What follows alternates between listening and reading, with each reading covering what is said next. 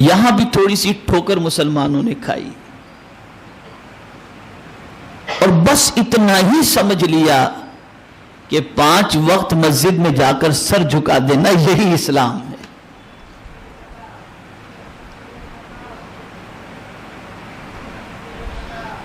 زندگی میں ایک بار حج کر لینا بس یہی اسلام ہے.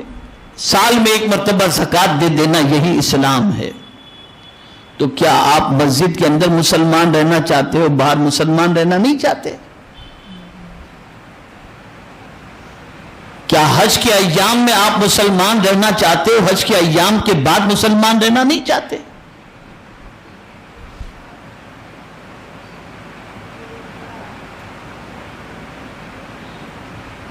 اسلام کا مطلب یہ نہیں ہے کہ دن میں 5 مرتبہ سر جھکا کر اللہ کے حکم کے سامنے اللہ کی بندگی کے لیے سر جھکا دینا اس کا نام ہی اسلام نہیں.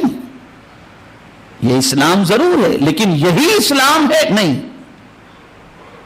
اور اسلام کا مطلب صرف یہی نہیں ہے، ورنہ پھر آپ کربلا کے بارے میں کیا کہیں گے؟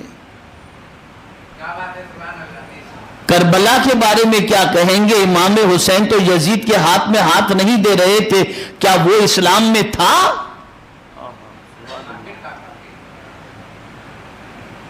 اگر آپ سمجھتے ہیں کہ سر جھکانا مسجد میں اسی کا نام اسلام ہے تو کربلا میں یزید کے ہاتھ میں امام حسین نے ہاتھ نہیں دیا، کیا وہ اسلام نہیں تھا؟ تو اب میں اس کو تھوڑا سا ایکسپلین کر دوں تو بات اچھی طرح سمجھ میں آ جائے گی. کبھی انسان سجدے میں سر رکھ کر کے اللہ کے سامنے سر جھکا کر یہ اظہار کرتا ہے کہ میں مسلمان ہوں. کبھی حج ادا کر کے لبیک کی صدائیں بلند کر کے اظہار کرتا ہے کہ میں مسلمان ہوں. کبھی روزہ رکھ کر اظہار کرتا ہے کہ میں مسلمان ہوں. اور کبھی ایسا ہوتا ہے سر تو نہیں جھکا پھر بھی وہ مسلمان ہوتا ہے.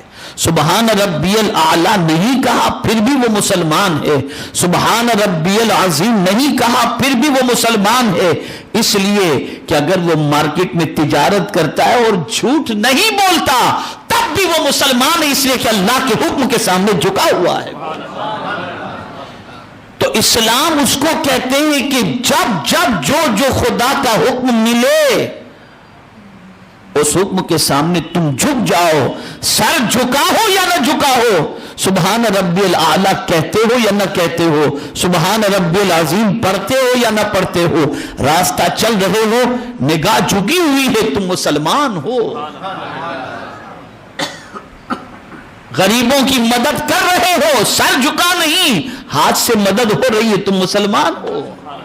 بیمار کو پوچھنے کے لیے تم جا رہے ہو، سر جھکا ہوا نہیں لیکن تم مسلمان ہو. پڑوسی سے بھلائی تم کر رہے ہو، سر جھکا ہوا نہیں پھر بھی تم مسلمان ہو. تو اسلام کا مطلب یہ ہے کہ جو خدا کا حکم ملے بغیر چوں چرا کے خدا اور اس کے رسول کے حکم کے سامنے اپنے آپ کو سرنڈر کر دینا، اس کا نام ہے اسلام.